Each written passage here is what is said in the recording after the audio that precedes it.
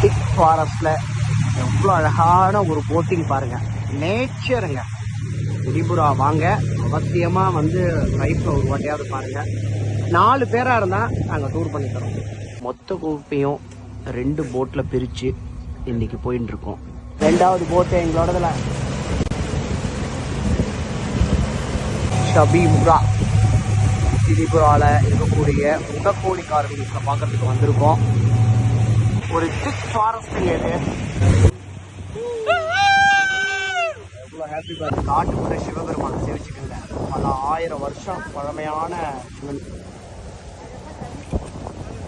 உடக்கோடி கார்விங்ல ரொம்ப முக்கியமான இடம் இதுதான், துர்காபரி.